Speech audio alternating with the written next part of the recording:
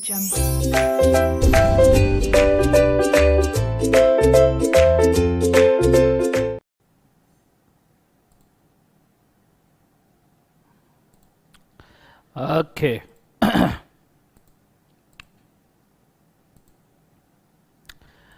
Good afternoon everybody, जितने भी लोग लाइव है सबको वेलकम, सबको गुड आफ्टरनून।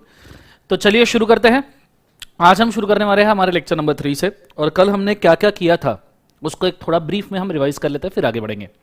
फर्स्ट थिंग कल हमने शुरू की थी कि what do exactly mean by ethics. मैंने आपको इथिक्स का एग्जांपल दिया था, मैंने आपको इथिकल डायलेमा पढ़ाया था। इथिक्स मतलब analysis of a situation by mind to decide what is right and what is wrong is called as ethics. Ethics का ये प्रवचन देने के बाद में मैंने शुरू किया था विथ कि व्हाट इज लॉ और उसकी पास करने की प्रोसेस क्या है। हालांकि हमने उसके बीच में एक और चार्ट देखा था सेफ्टी और बेनिफिट वाला, जिसके अंदर हमने बोला था हर लॉ में सेफ्टी होना कंपलसरी है, पर बेनिफिट रह भी सकता है, बेनिफिट नहीं भी रह सकता। ये चीज को मैंने आपको ऑलरेडी बोला था। हमने 4 एग्जांपल्स देखे थे लॉ के। फिर मैंने आपको समझाया था कि बेसिकली लॉ ये कितने कैटेगरीज में डिवाइड होता है। और अगर आपको याद होगा तो कल मैंने आपको एक डायग्राम दिखाया था और मैंने आपको मेंशन किया था कि किस तरीके से हम लॉ को कैटेगराइज करते हैं। हमारे कॉन्स्टिट्यूशन ऑफ इंडिया में कितने आर्टिकल्स है बच्चों? 444, जिसमें से आर्टिकल नंबर कहां लिखा है? 245 में कि लॉ कौन बना सकता है? पार्लियामेंट। और 246 में लिखा है कि देयर आर स्पेसिफिक कैटेगरीज जिसके लिए पार्लियामेंट लॉ क्रिएट कर सकता है। अब वो स्पेसिफिक कैटेगरीज कौन से शेड्यूल में लिखा है? शेड्यूल 7 टू द एक्ट, जिसके अंदर फॉर्मेट्स और लिस्ट्स होती है। 3 टाइप के लॉ होते हैं, यूनियन लॉ, कॉन्करेंट लॉ और state law. Union law 97 entries है, कॉन्करेंट लॉ 47 एंट्रीज है और स्टेट लॉ के अंदर 66 एंट्रीज है। यूनियन लॉ के example companies act, income tax act. Concurrent law के GST, good night sweet dream take care, नालायक लोगों, नहीं, GST goods and service tax act, ये आपके लाइफ का बहुत काम का लॉ बनने वाला है जब आप सीए बन जाओगे, या सीए बनते बनते भी बोल सकते हो। फिर स्टेट लॉ में गुटखा बैन, जैसे महाराष्ट्र में, लिकर बैन गुजरात में, बिहार में भी लिकर बैन है, यकीन नहीं होता पर है, क्लियर है कंसेप्ट। फिर सेंट्रल प्रोसेस, फिर उसके बाद में contract, sale of goods, partnership, मैंने सिलेबस बताया था, जिसमें से कॉन्ट्रैक्ट सिर्फ नॉर्मल कॉन्ट्रैक्ट्स हमारे फाउंडेशन लेवल पे, स्पेशल कॉन्ट्रैक्ट्स नहीं है। Sale of goods, partnership, limited liability partnership, companies act, ये चीज मैंने बताई थी। इसमें से हमको 3 लॉ ब्रिटिशर्स ने बना के दिए हैं और कुछ 2 लॉ हमने खुद ने बनाए हैं, जैसे कंपनीज एक्ट और एलएलपी। फिर मैंने आपको बताया था कि भैया किस तरीके से 1947 से लेकर 1950s तक के पार्लियामेंट वर्क कर रहा था। ये चीज को मैंने मेंशन किया था, ठीक है, और उसको हमने समझा था कि किस तरीके से प्रोविजनल असेंबली आई थी, फ्रीडम फाइटर्स ने लॉ पास किया। इसके लिए मैंने आपको एक एग्जांपल भी दिया था, हमारा institute of chartered accountants of India act, जिसका ईयर कौन सा है? 1949। क्लियर है कंसेप्ट सबको? हाँ ना? तो आई गेस सबको समझ में आ रहा होगा। इस सिचुएशन में अगर आपको कोई दिक्कत है तो प्लीज मुझे एक बार बताइए, तो मैं एक बार उस दिक्कत को सॉल्व कर दूं, ठीक है। मुझे एक बार कमेंट सेक्शन ओपन करने दीजिए। होल्ड, इतने दूर से पढ़ा भी नहीं जाता जिंदगी में।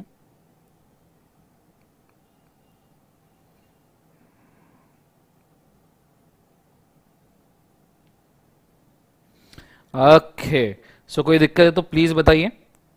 Thank you so much Anuja, thank you so much Anuja बेटा। श्योर, जरूर मिलेंगे अपन, डोंट वरी। कोर्स डिटेल बीच में हम डिक्लेयर करेंगे, बट फाउंडेशन में नियरली आप कंसिडर करके चलो 40 एक लेक्चर लेंगे, 30-40 लेक्चर्स, जिसमें हम पूरा कंटेंट कवर अप करेंगे, ठीक है। बस उतना ही कोर्स डिटेल है, जिसके अंदर 5 सिलेबस तो मैंने पिछले 2 लेक्चर्स में मेंशन करके रखा है, उससे ज़्यादा और कोई कोर्स डिटेल आई गेस नहीं है, ठीक है। प्लीज स्पैम ना कीजिए। मोहित दंगवाल, मुझे आपको बंद करना पड़ेगा, this is not right. Spam ना कीजिए यार, स्पैम करने का वैसे ना बाकी सब चीजें रह जाती है, मेरे को ब्लॉक करना पड़ता है, आई एम वेरी सॉरी। ये मैं कितने बार बोल चुका हूं, मैं स्पैम वाली चीजें पढ़ता ही नहीं हूं, ठीक है, बिल्कुल नहीं पढ़ता हूं। आप स्पैम करोगे मैं आपकी कोई क्वेरी सॉल्व नहीं करेगा, आई एम वेरी सॉरी, ठीक है।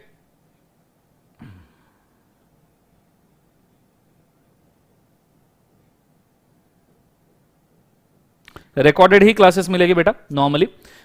हम पार्शियल क्लासेस नियरली रिकॉर्ड रख रहे हैं पूरी की पूरी, क्योंकि वो बेसिक हम रिकॉर्डेड क्लासेस क्यों दे रहे हैं, इसके पीछे का रीजन ये है, वो बैच में लिया हुआ है, तो उसके अंदर बच्चों के क्वेरीज, बच्चों के प्रॉब्लम्स, पढ़ाने का तरीका, स्पीड वगैरह, ये सब चीजें अच्छे से डेवलप्ड है, ठीक है। Thank you so much SBSNN।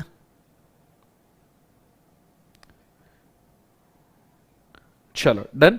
Lecture price वगैरह के ऊपर सभी डिटेल्स आपको करंट सर देंगे, ठीक है। उनका एक कोर्स डिटेल के ऊपर लेक्चर आएगा, तो हम उसको तब देख सकते हैं। चलो डन एवरीबॉडी।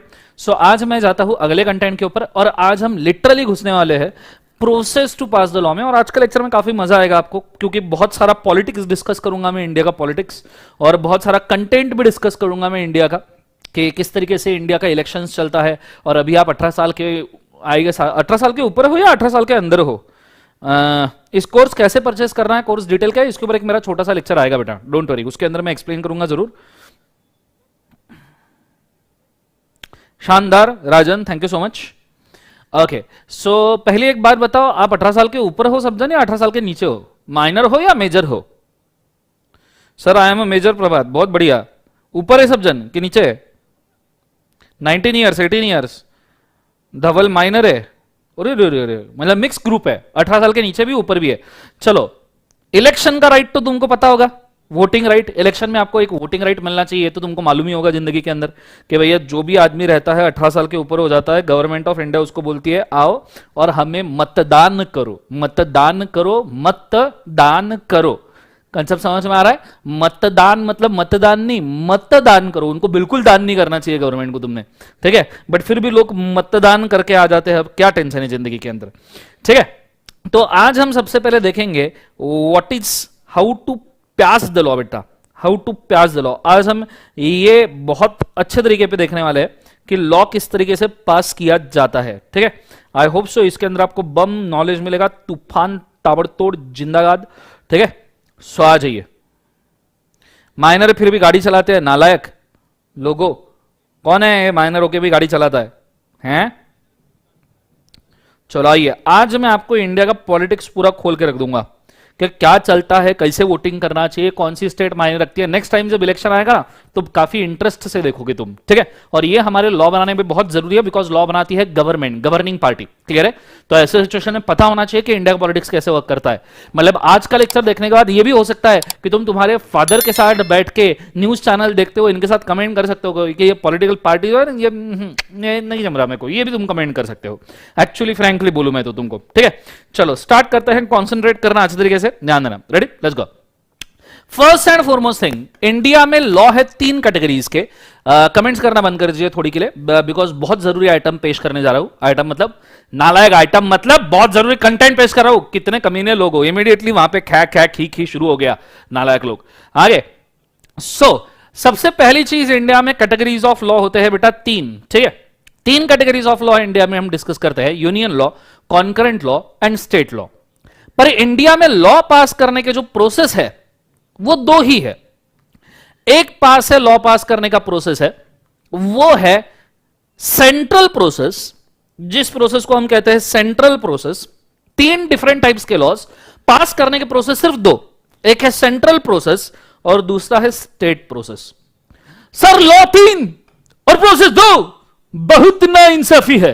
हाँ नाइंसाफी तो है बेटा, पर आपको मैं फ्रैंकली बोलूं तो सेंट्रल प्रोसेस में ही 2 टाइप के लॉ पास होते हैं। एक यूनियन लॉ, जो हमने companies act, contract act, sale of goods act, ये हम जो देखने वाले हैं एलएलपी, ये यूनियन लॉ है, ये भी सेंट्रल प्रोसेस से पास होते हैं।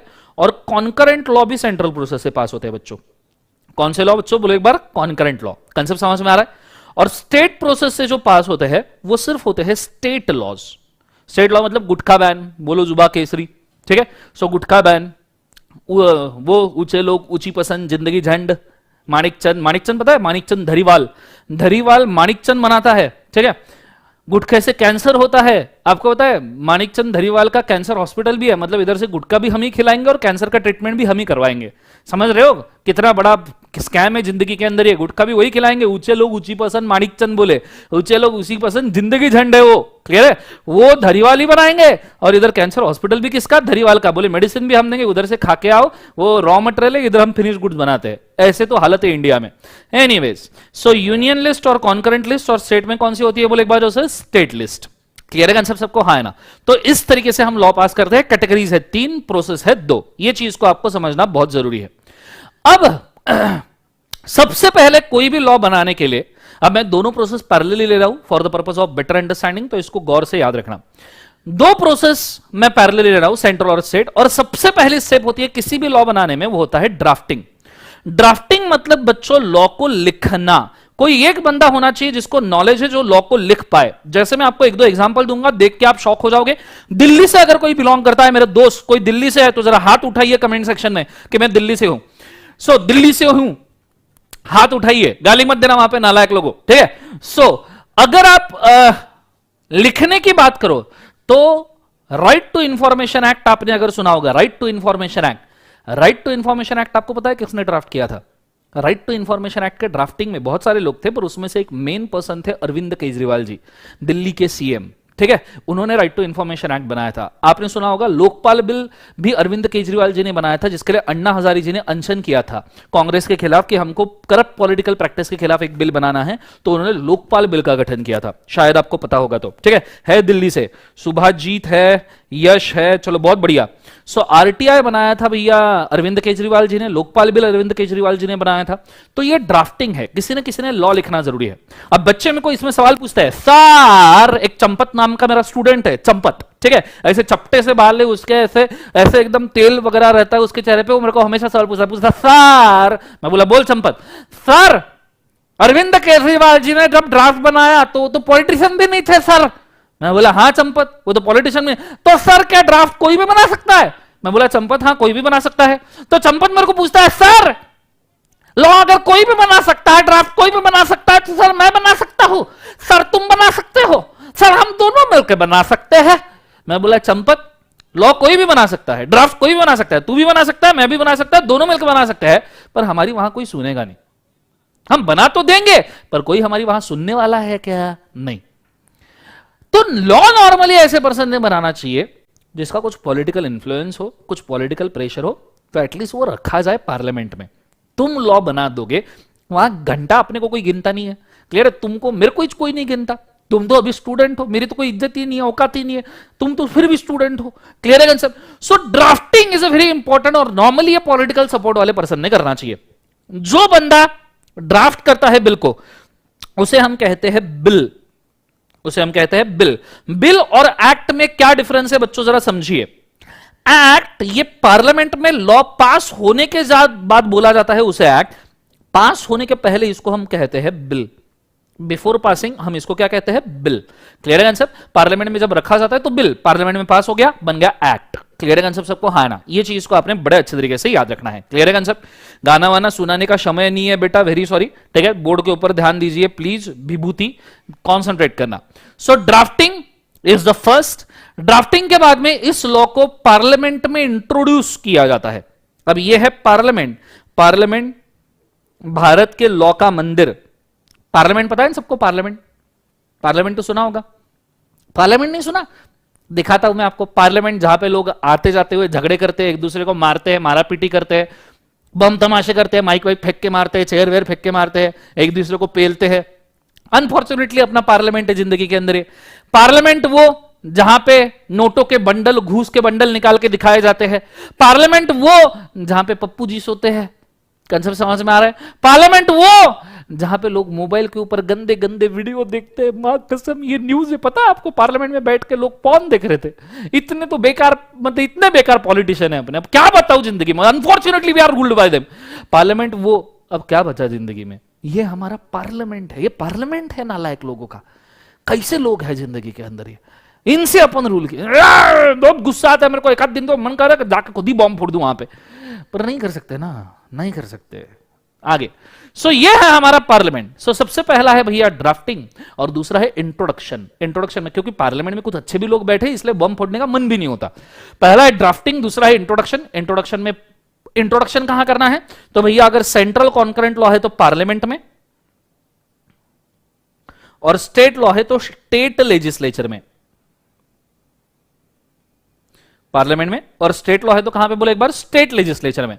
Sir what is parliament and what is state legislature? अगर मैं आपको सिंपल वर्ड्स में बोलूं तो यहां ड्राफ्टिंग कर लिया आपने पार्लियामेंट में, यहां स्टेट लेजिस्लेचर में आपने बिल रख दिया, तो यहां पे हमने रखा है बिल। बिल और एक्ट में डिफरेंस क्या है बच्चों? ये बिल है, सॉरी थोड़ा उल्टा हो गया, वापस लिख के रख दूं।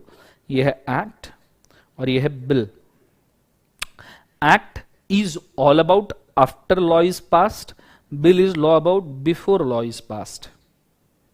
क्लियर है concept? So parliament, state legislature, यहां पे इसका फर्स्ट रीडिंग होगा पार्लियामेंट में, आप इसको पहले रीड करोगे। रीड करने के बाद में हम पब्लिक से इनपुट लेंगे। ठीक है, लॉ रीड कर लिया, बिकॉज हमारे लिए लॉ बन रहा है तो हम पब्लिक से इनपुट लेते हैं कि पब्लिक इसके ऊपर क्या बोलना चाहती है। पर पब्लिक तो पागल है, पब्लिक तो किधर भी कुछ भी लिख सकती है। जैसे पब्लिक, उनको पूछा पब्लिक को कि भाई बताओ ये लॉ आपको कैसा लगा, पब्लिक उसके ऊपर कमेंट क्या करेगी? सोनम गुप्ता बेवफा है, विनोद। क्लियर है कंसेप्ट? ये तो पब्लिक कमेंट करती है जिंदगी के अंदर। क्लियर है कंसेप्ट? सो पब्लिक कुछ भी कमेंट कर सकती है, इसलिए उसके बाद में उन कमेंट्स को फिल्टर करने के लिए बनाई जाती है स्टैंडिंग कमेटी। स्टैंडिंग कमेटी मतलब वो एक्सपर्ट लोग, वो धुरंधर लोग जो इंडस्ट्री के बहुत ताकतवर लोग हैं। हमारे सिलेबस में एक लॉ ऐसा है जिसके लिए 3 स्टैंडिंग कमिटीज का गठन किया गया था, जिसका नाम है companies act. Companies act union law है। जैसे मैंने आपको बोला, हमारे सिलेबस में सिर्फ यूनियन लॉज ही है, हमारे सिलेबस में स्टेट लॉज नहीं है। तो कंपनीज एक्ट के लिए ना 3 कमिटीज की प्रस्थापना की गई थी बच्चों, मतलब आपको सुन के बड़ा अचरज होगा। 3 कमेटी, जिसके अंदर थी सबसे पहले नारायण मूर्ति कमेटी। नारायण मूर्ति अगर सबको पता होगा तो बताइए कौन से कंपनी के चेयरमैन थे? अभी तो नहीं है, पर कौन से कंपनी के चेयरमैन थे, प्लीज बताइए जरा। नारायण मूर्ति, फटाफट फटाफट। सब सो गए क्या? देख रहे नहीं देख रहे? जिंदगी में कमेंट ही नहीं आ रहे हैं। इन्फोसिस, शानदार। सो नारायण मूर्ति कमेटी, टाटा कंसल्टेंसी सर्विसेज में धवल नारायण मूर्ति नहीं होते, नालायक। इन्फोसिस में होते हैं, टीसीएस में रतन टाटा जी होते हैं। कैसा होगा जिंदगी? बजाज, बजाज कहां से आया? नारायण मूर्ति कहां के, ये भी नहीं पता क्या? आगे नारायण मूर्ति कमेटी। फिर दूसरी बनाई गई थी कुमार मंगलम बिरला कमेटी। कौन सी कमेटी? कुमार मंगलम बिरला, आदित्य बिरला ग्रुप के चेयरमैन। आपको एक खास बात पता है कुमार मंगलम बिरला की? एप्पल ना, बहुत बढ़िया। एक नाम मैंने तेरे को एप्पल फेंक के माला, दवा गया तू बेटा, तू मिल मेरे को, तेरे को एप्पल ही खिलाएगा मैं जिंदगी में। सो नारायण मूर्ति कमेटी के बाद में दूसरी कमेटी बनाई थी कुमार मंगलम बिरला कमेटी। आपको कुमार मंगलम बिरला जी की खास बात पता है क्या? बताओ बताओ बताओ बताओ बताओ। यस, सही बात बोली प्रवीण ने। Kumar Mangalam Birla is also a chartered accountant. ये मतलब बिरला जी का बेटा था, घर पे पैसा बहुत था, फिर भी बिरला जी ने बोला अपने बेटे कुमार जी को कि जाओ सीए करके आओ, उसमें कुछ तो भी तथ्य है। तो कुमार जी ने सीए कंप्लीट किया। समझ में आ रहा है? मतलब बड़े बड़े बिजनेस टाइकून भी चार्टर्ड अकाउंटेंट है। राकेश झुनझुनवाला, अगर तुमने सुना होगा, Rakesh Jhunjhunwala the big bull of India. अभी हर्षद मेहता करके एक सोनी लाइव के ऊपर एक सीरीज लॉन्च हुई है हर्षद मेहता स्कैम की, वो देखना। उसके अंदर आपको राकेश झुनझुनवाला का एक कैरेक्टर मिलेगा। फिलहाल वो बिग बुल ऑफ इंडिया है। सिर्फ शेयर ट्रेडिंग के भरोसे पे नेट असेट $3 बिलियन के नेट असेट, $3 बिलियन मतलब $300 करोड़ के नेट असेट है राकेश झुनझुनवाला। तो Rakesh Jhunjhunwala is also a chartered accountant. Clear है? बड़ी बड़ी हस्तियां सीए करके बैठी है भैया। क्लियर है? Narayan Murthy, Kumar Mangalam Birla, and the third committee was sir J Irani committee. J Irani committee आपको शायद नहीं पता होगा, पर इनका टाटा के साथ में बहुत बड़ा अफिलिएशन है। टाटा के काफी अच्छे इन्वेस्टर है जे ईरानी कमेटी। सो कंपनीज एक्ट के लिए 3 कमेटी की यहां पे प्रस्थापना की गई थी। क्लियर है? सो सबसे पहला स्टेप था बेटा ड्राफ्टिंग, दूसरा इंट्रोडक्शन, तीसरा फर्स्ट रीडिंग, चौथा इनपुट फ्रॉम पब्लिक और 5 का डिस्कशन बाय कमेटी, जो ये कमेंट्स को फिल्टर करेगा। अब यहां पे आपका ड्राफ्ट सही बन चुका है। अब मतलब ये स्टैंडिंग कमेटी एक्सपर्ट वगैरह के हाथ से चला गया है। ये ड्राफ्ट आपका ऐसा बना है कि आप इसको आप एज अ लॉ करके पार्लियामेंट में प्रेजेंट कर सकते हो। Once this draft is being presented to the parliament, Vinod नालायक ऋषि, भारत माता की जय कहां से आई विभूति? विभूति ब्लॉक करना पड़ेगा, स्पैम ना करे, मैं पहले ही बोल रहा हूं। ठीक है, ये चीज को आपने बड़े अच्छे तरीके से याद रखना। सो ये हमारा पहला ड्राफ्ट बन गया जिसको हम पार्लियामेंट के सामने रख सकते हैं। अब कमेंट करना प्लीज बंद कीजिए। अब जो मैं पढ़ाने जा रहा हूं it is very very very very very very very very very important, very very important. ठीक है, तो पूरा ध्यान बोर्ड पे, इंडिया का पूरा पॉलिटिकल सिस्टम मैं आपको समझा रहा हूं, पूरा ध्यान मुझे बोर्ड पे चाहिए। कमेंट्स करना प्लीज बंद कीजिए। जब मैं बोलूं, जब कुछ पूछूं, तभी मेरे को आपने बताया। एक बार स्टैंडिंग कमेटी ने लॉ अप्रूव कर दिया, मतलब standing committee is expert. Standing committee तो धुरंधर लोग हैं, नारायण मूर्ति, कुमार मंगलम बिरला जैसे। उन्होंने एक बार लॉ को अप्रूव कर दिया तो फिर ये वापस पार्लियामेंट में आता है। पहले पार्लियामेंट में रीड हुआ था, अब ये पार्लियामेंट में पास होगा। अब ये जब पार्लियामेंट में आता है ना, तो पार्लियामेंट में नहीं आता, ये पार्लियामेंट के 2 हाउसेस में आता है। आपने शायद सुना होगा पार्लियामेंट के 2 हाउसेस होते हैं। हिंदी में एक हाउस को कहते हैं Lok Sabha, house of people, Lok Sabha इसे कहते हैं हाउस ऑफ पीपल।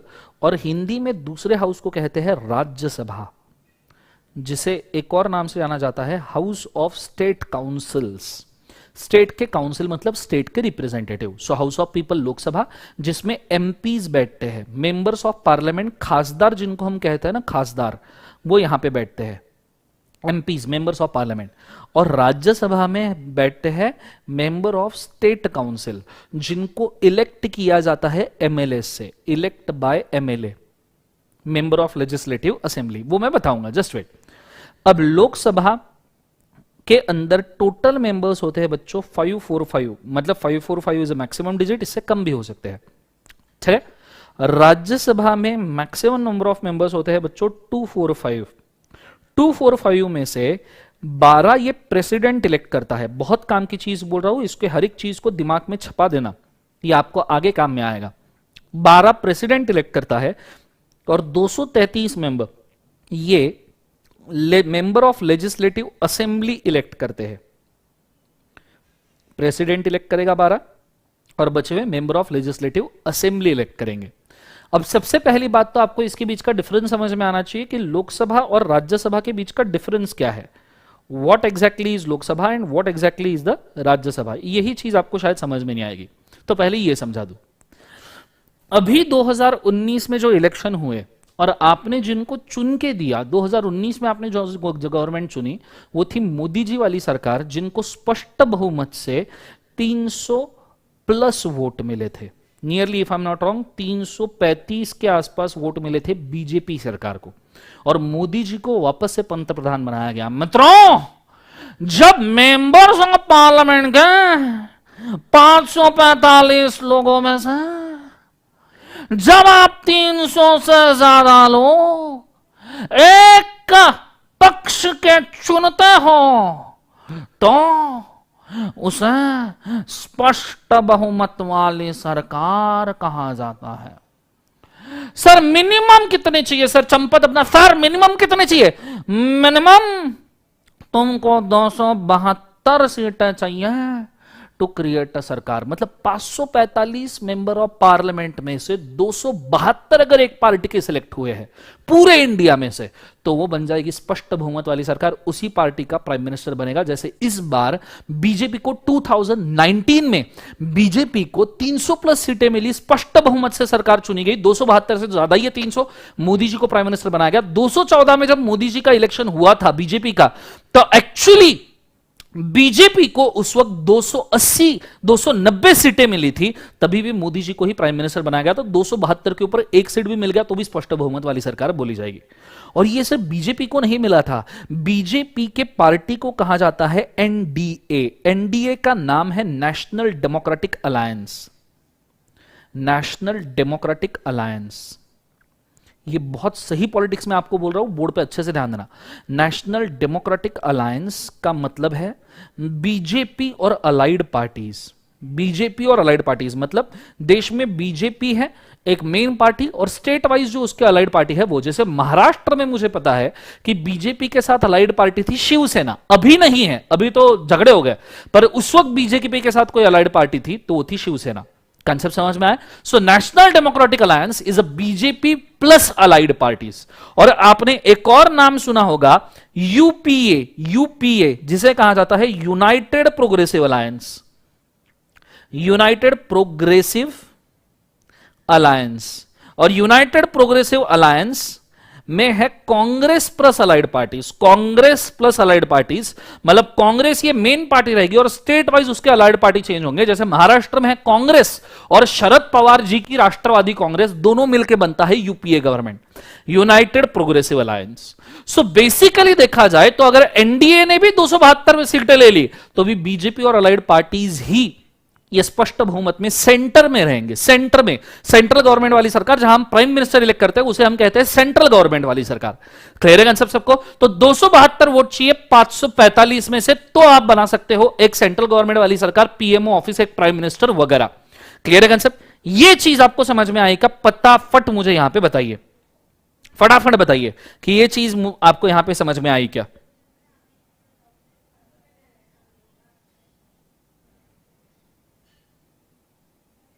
मैं वेट कर रहा हूं थोड़ा सा, फटाफट बताइए। यहां तक समझ में आएगा कि सेंट्रल गवर्नमेंट कैसे बनती है प्राइम मिनिस्टर वाली? पक्का समझ में आया है कि सेंट्रल गवर्नमेंट कैसे बनती है? सो एनडीए मतलब, वापस से एक बार बोल दूं, नेशनल डेमोक्रेटिक अलायंस मतलब BJP plus allied parties, UPA United progressive alliance मतलब कांग्रेस प्लस अलाइड पार्टीज। 2014 में एनडीए जीता था, 2019 में भी एनडीए जीता था, इसलिए बीजेपी के जो मेन लीडर है मोदी जी, वो बने हैं आपके क्या, prime minister. So I hope ये समझ में आया होगा सबको। चलो बहुत बढ़िया, आई होप सो ये क्लियर है। पर आपने एक चीज अगर नोटिस की होगी तो देश के प्राइम मिनिस्टर के साथ में स्टेट में चीफ मिनिस्टर भी होता है, स्टेट में चीफ मिनिस्टर भी होता है, यह भी आपने सुना होगा। अब स्टेट के चीफ मिनिस्टर के इलेक्शन अलग होते हैं, आपने ये भी सुना होगा। मतलब 2019 में आपने जो इलेक्शन लिए थे उसके अंदर आपने मोदी जी को वोट दिया था, लेकिन महाराष्ट्र में 2019 में एक और इलेक्शन हुए थे और 2015 में इलेक्शन हुए थे चीफ मिनिस्टर सिलेक्ट करने के लिए। तब चीफ मिनिस्टर महाराष्ट्र में सिलेक्ट हुए थे देवेंद्र फडणवीस जी। अभी तो महाराष्ट्र में उद्धव ठाकरे जी है चीफ मिनिस्टर, पर उस वक्त अभी उद्धव ठाकरे का एग्जांपल मैं इसलिए नहीं दे रहा हूं क्योंकि बेसिकली उद्धव ठाकरे जी की सरकार इस बार मिली जुली हुई है, 3-4 पार्टीज मिलकर उन्होंने सरकार बनाई है। तो आप चीफ मिनिस्टर जो सिलेक्ट करते हो वो आप सिलेक्ट करते हो स्टेट लेजिस्लेटिव असेंबली में। क्लियर है? प्राइम मिनिस्टर आप सिलेक्ट कर सकते हो लोकसभा राज्यसभा में, वो सेंटर की प्रोसेस है। आप चीफ मिनिस्टर जो स्टेट का चीफ मिनिस्टर सिलेक्ट करते हो, आपके हर एक स्टेट का एक एक चीफ मिनिस्टर होगा। दिल्ली का अरविंद केजरीवाल जी है, वैसे हर एक स्टेट का चीफ मिनिस्टर है, वो चीफ मिनिस्टर आप सिलेक्ट करते हो स्टेट लेजिस्लेटिव असेंबली में। तो ये है बच्चों स्टेट लेजिस्लेटिव असेंबली।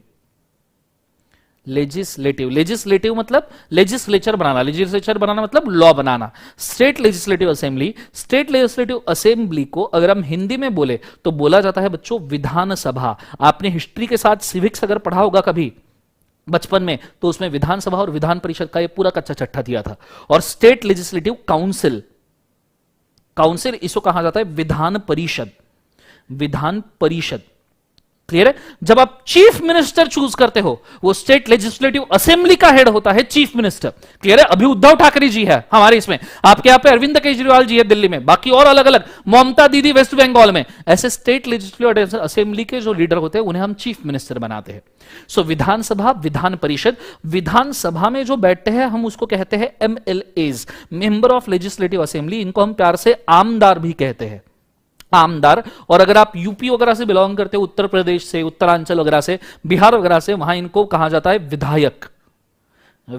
चाचा विधायक है हमारे, कई बार आपने सुना होगा चाचा विधायक है हमारे। क्लियर है? सो इन्हें कहते हैं आमदार। और लेजिस्लेटिव काउंसिल के मेंबर्स को कहते हैं MLC, member of legislative councils. Clear है आंसर सबको? हाँ है ना। आमदार ये स्टेट के फंड्स के लिए, स्टेट के लिए वर्क करता है, खासदार ये देश के लिए वर्क करता है। क्लियर है कंसेप्ट? ये डिफरेंस आपको समझ में आना चाहिए। खासदार मेंबर ऑफ पार्लियामेंट, आमदार member of legislative assembly, member of legislative council, member of legislative assembly. ये चीज को फिट करके दिमाग में बिठा देना। और अब जो मैं बोल रहा हूं वो बहुत ज्यादा जरूरी है। ये जो मेंबर ऑफ लेजिस्लेटिव असेंबली होते हैं वही लोग यहां पे 233 मेंबर इलेक्ट करते हैं in the case of 233 member he elect करते हैं in the case of Rajya Sabha. Clear है?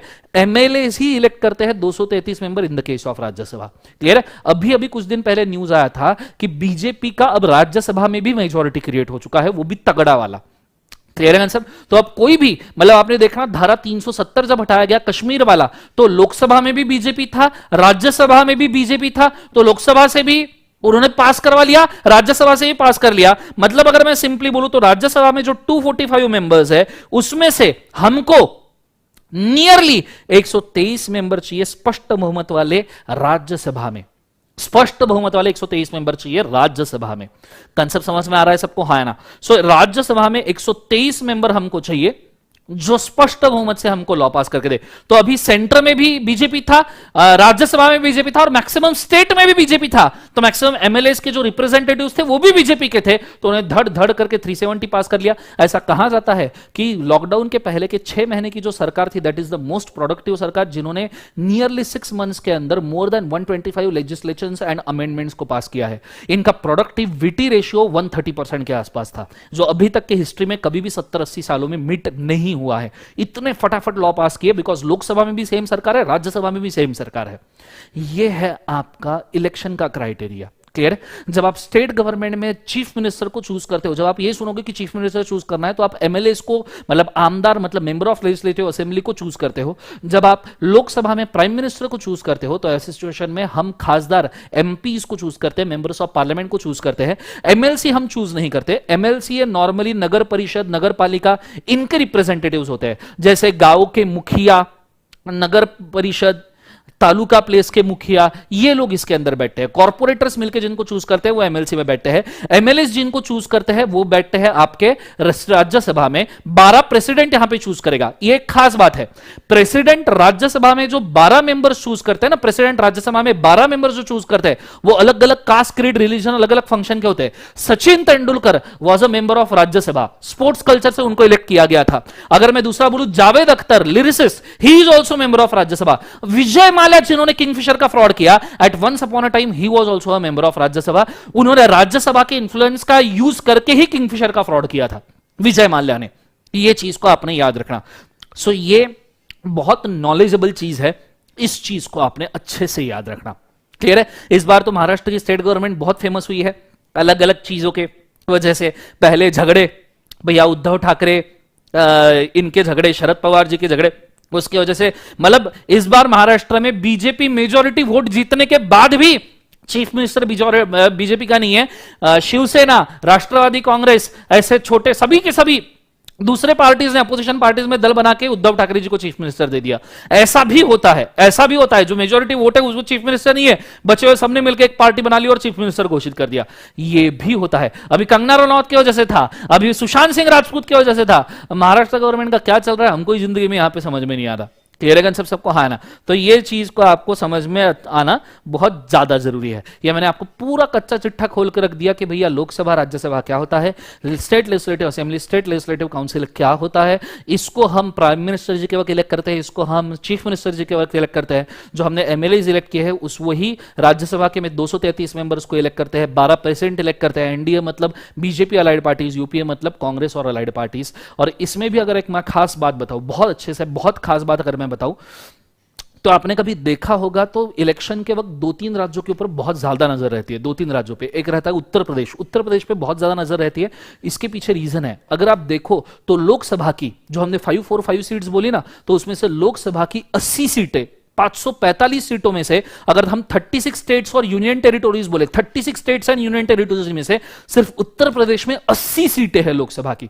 545 सीटें में से 80 मेंबर्स ऑफ पार्लियामेंट सिर्फ उत्तर प्रदेश से आते हैं अगर मैं बोलूं तो। उसके ऊपर अगर मैं बोलूं तो Maharashtra is the second, I guess Maharashtra is the second, जहां पे 48 सीटें हैं लोकसभा की। उसके बाद में अगर मैं बोलूं तो बिहार में 40 सीट्स है लोकसभा की। उसके बाद में अगर मैं बोलूं तो 39 सीट्स आपकी आती है तमिलनाडु में, और वेस्ट बंगाल में भी काफी अच्छी सीट्स है, if I am not, yes 42 seats West Bengal में है। ऐसा कहां जाता है कि अगर आप ये 4-5 स्टेट में लोकसभा की इलेक्शन जीत गए तो आपकी गवर्नमेंट को कोई भी हरा नहीं सकता, बिकॉज मेजॉरिटी चंक यही स्टेट्स लेके चले जाते हैं। ये है इंडिया की पॉलिटिकल सिस्टम। और इस पॉलिटिकल सिस्टम, सर आप ये पॉलिटिकल सिस्टम इतनी ज्यादा ताकत से क्यों बता रहे हो, क्यों इतना सारा आप एक्सप्लेन कर रहे हो, क्या जरूरत है इतना सारा? हम फाउंडेशन के छोटे नन्हे मुन्ने बच्चे हैं, आपने पूरा Lok Sabha, Rajya Sabha, chief minister, prime minister, पूरी दुनिया खोल के रख दी हमारे सामने। बेटा दुख होता है जब फाइनल पे भी बच्चे को ये चीजें नहीं समझ में आती ना, बड़ा दुख होता है। उसको पता नहीं रहती, बड़ा दुख होता है। और तुमको यहीं से पता होना चाहिए, क्योंकि इंडिया की लॉ पास करने की सिस्टम ही ये है। इंडिया का कोई भी लॉ पास आप देख लो, कोई भी लॉ, मतलब आपका contract, sale of goods, partnership, payment of bonus, payment of gratuity, provident fund, employ state insurance fund, companies act, FEMA, SEBI, सिकरा, competition, banking, insurance, IIDA, industrial dispute act, minimum wages act, any god damn law you take, doesn't matter. ये pass होना है तो यहीं से पास होना है। लोकसभा में उसको 272 वोट लगेंगे। हर लॉ पास होने के लिए लोकसभा में 272 से ज्यादा वोट लगते हैं। 545 में से 272 एमपी जब बोलेंगे तो वो लॉ बनेगा। राज्यसभा में से 245 में से 123 लोग जब हां बोलेंगे तो वो लॉ बनेगा, और तभी जाके लॉ पास होता है, अदरवाइज नहीं। स्टेट में, अब स्टेट का तो वेरिएबल है, 36 स्टेट, यूनियन टेरिटरीज के नंबर हम यहां पे नहीं दे सकते, आप आपके स्टेट के चेक कर लेना। जब स्टेट में, स्टेट लेजिस्लेटिव असेंबली में मेजॉरिटी से आप वोट पास करोगे तो वो लॉ बनेगा। स्टेट लॉ, महाराष्ट्र में गुटखा बैन हुआ है, मेजॉरिटी वोट मांगे हैं। स्टेट लेजिस्लेटिव काउंसिल में मेजॉरिटी वोट लिए है, तब जाके महाराष्ट्र में गुटखा बैन हुआ है। गुजरात में तब जाके लिकर बैन हुई है। ये अगर आपको नहीं पता तो आपको यही नहीं पता कि लॉ के ऊपर वोट कौन करता है। यही वो लोग हैं जो लॉ के ऊपर वोट करते हैं और लॉ को पास करते हैं। और तभी जाके इंडिया का लॉ क्रिएट होता है, अदरवाइज इंडिया का लॉ क्रिएट नहीं होता। अब बच्चा फाइनल तक पहुंच जाता है, उसको यह तक नहीं पता होता कि लॉ कहां पास होता है। कहां पास होता है सर? पार्लियामेंट में। कैसे पास होता है?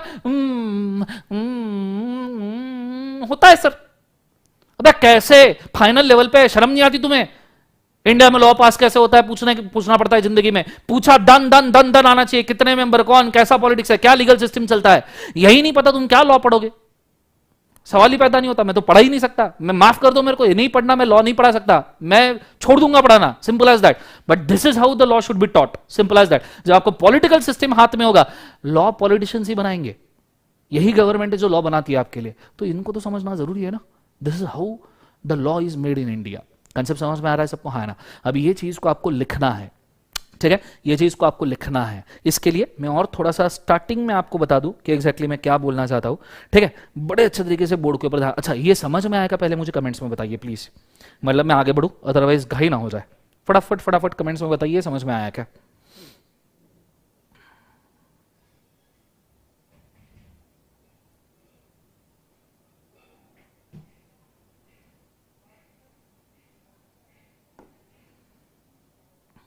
चलो जबरदस्त, बहुत ही बढ़िया।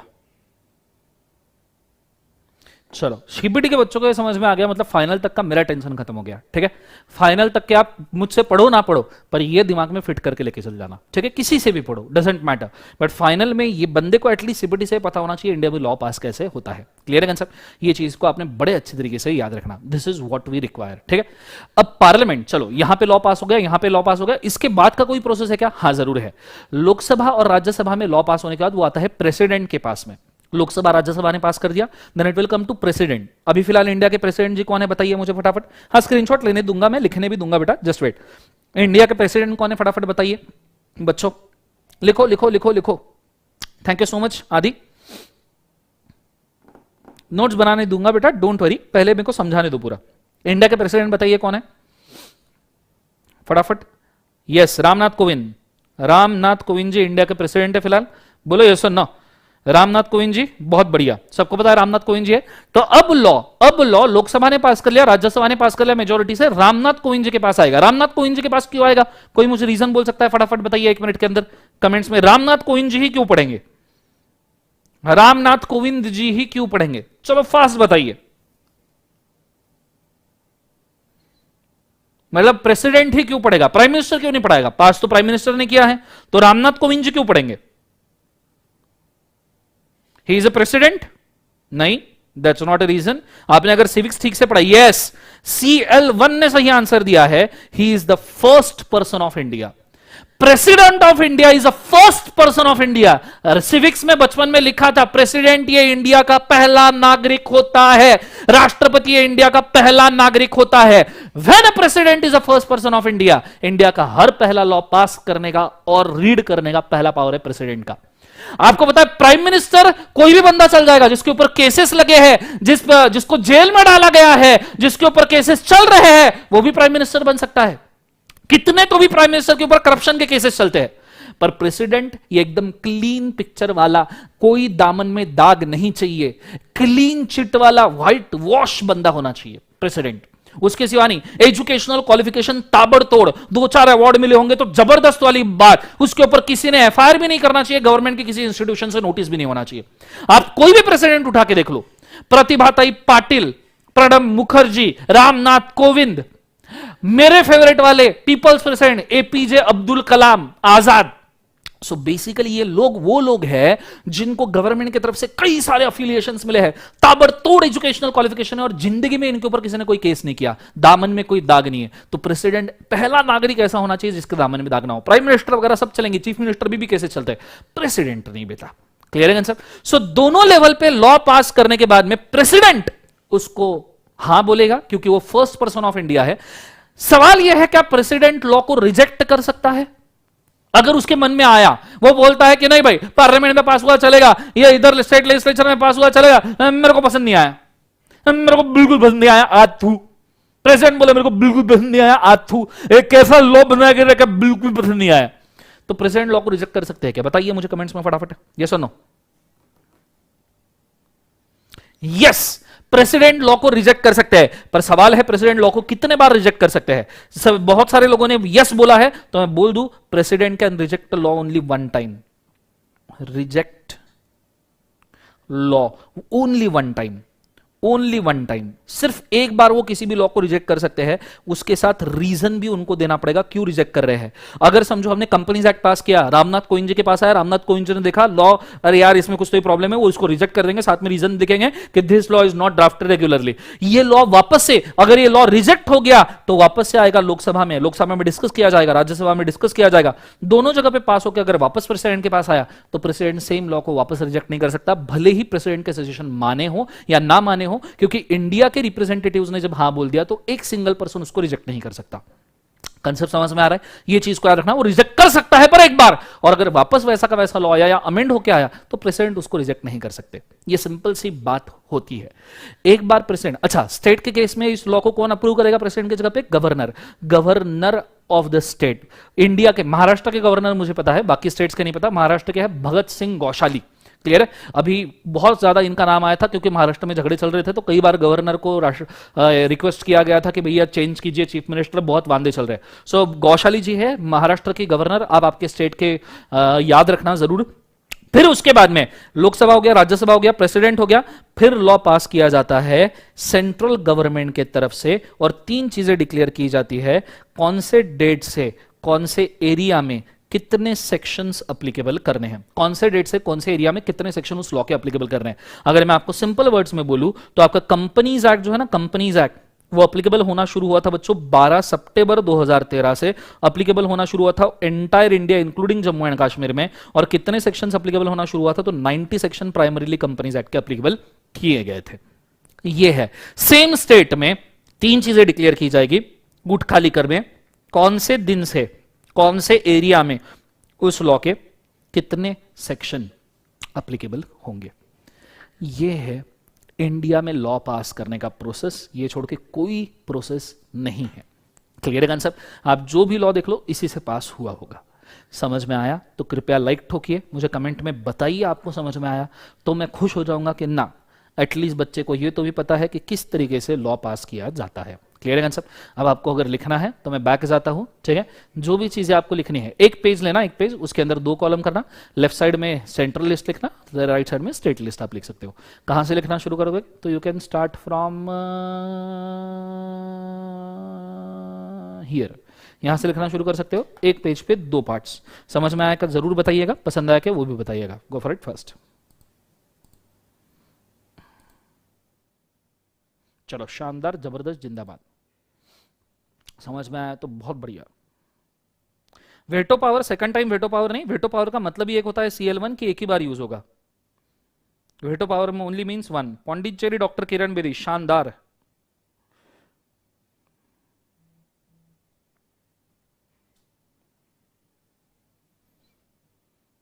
थैंक यू तुषार, बहुत बढ़िया। सबको अगर समझ में आ रहा है तो स्क्रीनशॉट्स ले लीजिए। सब चैप्टर के लाइव होंगे, बता नहीं बेटा धवानी फिलहाल चैप्टर्स बता दिए साक्षी मैंने ऑलरेडी, कितने चैप्टर्स है। कल का लेक्चर देखिए। पेपर में फाउंडेशन में डेफिनेशन के सेक्शन लिखना जरूरी है और कंपनीज एक्ट के डेफिनेशन के, बाकी नहीं लिखा तो भी चलेगा। इंटर और फाइनल से वो बहुत जरूरी हो जाता है बेटा।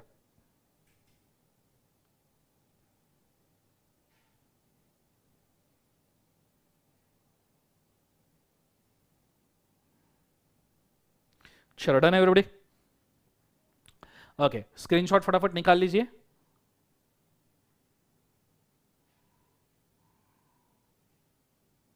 हाँ, इसका स्क्रीनशॉट ले लीजिए, ये चीज आपके काम में आएगी।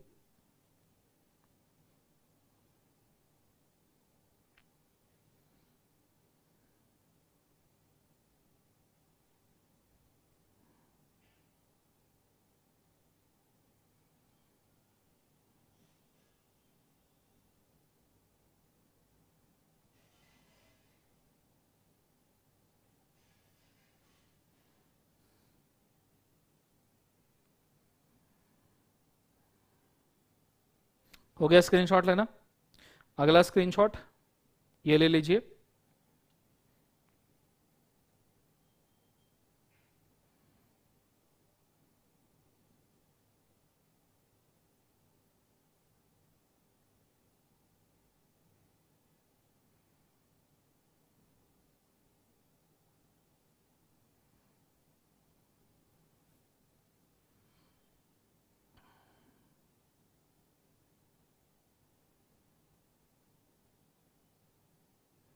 चलो डन।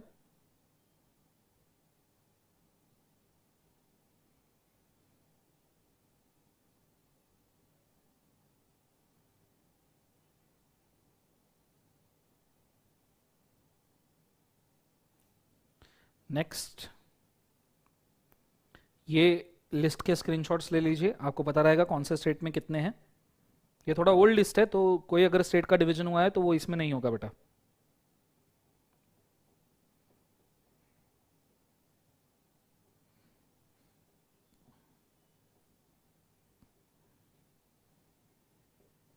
डन। नेक्स्ट,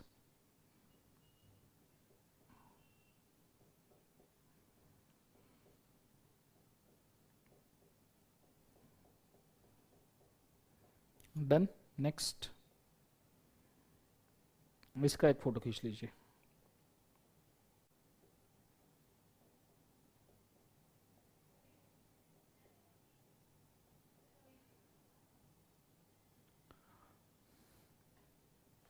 अच्छा, सो यहां पे आपका लॉ पास करने का प्रोसेस बच्चों होता है खत्म। एक कुछ बच्चे मेरे को सवाल पूछते हैं, सर चंपत है चंपत, चप्पड़ बाल, मुंह पे तेल, एकदम सर सर सर। मैं बोला चंपत बोल भाई, सर। मैं बोला अरे नालायक चंपत बोल, सर। बोलेगा सर हमें ना सर अर्जेंट में लॉ पास करना है, अर्जेंट में। बोला इतनी अर्जेंसी? हाँ सर अर्जेंट में लॉ पास करना है सर, 20 दिन में लॉ पास हो जाना चाहिए। सर कोई तरीका है क्या? मैं बोला है चंपत। सर बोले कौन सा? तो मैंने चंपत को बोला Champat joint session. Sir joint session, joint joint. मतलब चंपत नालायक सस्ते नशे वाला, जॉइंट सेशन नहीं। जॉइंट सेशन मतलब दो हाउसेस एक साथ बैठते हैं। जब आपको अर्जेंसी में कोई लॉ पास करना है बेटा, तो आप लोकसभा और राज्यसभा ये दोनों हाउसेस को एक साथ बिठा सकते हो। हाँ, और इंडिया में 70 साल की हिस्ट्री में 2 ही लॉ ऐसे पास हुए हैं, और एक सिर्फ कंसिडर हुआ था। वो 2 लॉ है जिनके एग्जाम्पल मैं ऑलरेडी आपको दे चुका हूं। That is dowry prohibition act 1961 वाला, जो 1960 में पास हुआ था, इसलिए 60 लिखा है। बैंकिंग सर्विसेज रिपलेशन कमीशन बिल, ये सिर्फ बिल था, ये पास नहीं हुआ जॉइंट सेशन में, इसलिए बिल लिखा है। और प्रिवेंशन ऑफ टेररिज्म एक्ट 2002, जब इनके पीछे बम फटा था ना साइड में 2001 में धम्म करके, तब इनकी फट गई थी, तब ये लोग बोले अरे अर्जेंट में लॉ पास करो टेररिस्ट के खिलाफ, तो इन्होंने प्रिवेंशन ऑफ टेररिज्म एक्ट 2002 बनाया। ये जॉइंट सेशन में लोकसभा और राज्यसभा 545 245 मेंबर मिलकर एक साथ बैठ के लॉ पास करते हैं। This is a super speed expressway to pass the law. दोनों सेशंस को एक साथ बिठा के लॉ पास कर लो। ये पॉइंट आपने लिख के रखने हैं, ठीक है, लिख लो इसको। और प्रेसिडेंट के वेटो पावर के बारे में मैंने यहां पे लिख के रखा है, प्रेसिडेंट सभी बिल रिजेक्ट कर सकते हैं। 2-3 बिल प्रेसिडेंट रिजेक्ट नहीं कर सकते, जैसे मनी बिल प्रेसिडेंट रिजेक्ट नहीं कर सकते। Constitutional amendment bill, money bill मतलब इनकम टैक्स, जीएसटी वगैरह जैसे बिल रिजेक्ट नहीं कर सकते, नहीं तो इनकम टैक्स लागू ही नहीं होगा, जीएसटी लागू ही नहीं होगा। और कॉन्स्टिट्यूशनल अमेंडमेंट बिल मतलब कॉन्स्टिट्यूशन को अमेंड करने वाले बिल प्रेसिडेंट रिजेक्ट नहीं कर सकता, क्योंकि आप उसमें प्रेसिडेंट की पावर कम करने की बात करो और प्रेसिडेंट रिजेक्ट कर दे तो उसकी पावर कभी कमी ना हो। तो ये चीजें आप लिख के रखिए फटाफट, go for it fast.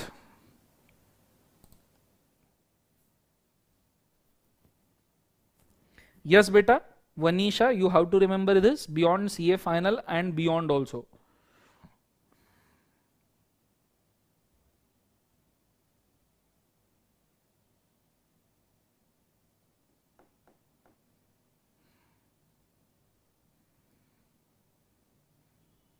Champat होशियार बंदा है बेटा, बाल सिर्फ चप्पड़ है, चेहरे पे तेल है, बाकी होशियार है वो।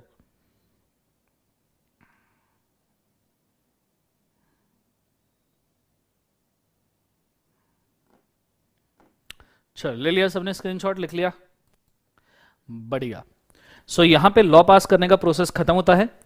आज का लेक्चर हम यहीं पे स्टॉप कर रहे हैं। तो 1 घंटा होते भी आ गया, माँ कसम, मेरे को पता ही नहीं था। ओके, आज का लेक्चर हम थोड़ा सा जल्दी स्टॉप कर रहे हैं बिकॉज ऑफ सम नेसेसिटी, ठीक है। कल के लेक्चर से आपको करंट सर बताएंगे कि किस तरीके से कल के लेक्चर आपको डायरेक्ट किए जाएंगे। अभी तक के लेक्चर्स मेरे हाथ में थे, मैं लाइव आ रहा था, पढ़ा रहा था। कल के लेक्चर दे विल डिसाइड कि how to give, how not to give वगैरह। मैं नौकर आदमी हूँ, मैं झाड़ू पोछा करता हूँ और पढ़ाता हूँ, ये 2 ही काम है मेरी जिंदगी में। मेरे पास में गरीब आदमी हूँ, नौकर आदमी हूँ, तो मैं बस जो वो बोलते हैं वो मैं करता हूँ, ठीक है। तो कल के लेक्चर से आपको करंट सर बताएंगे how to do it, how not to do it.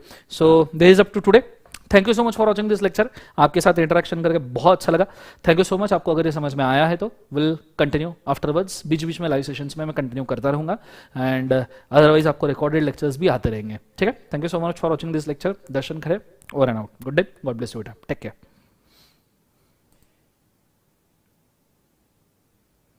BMW मत करो नालायक लोगों।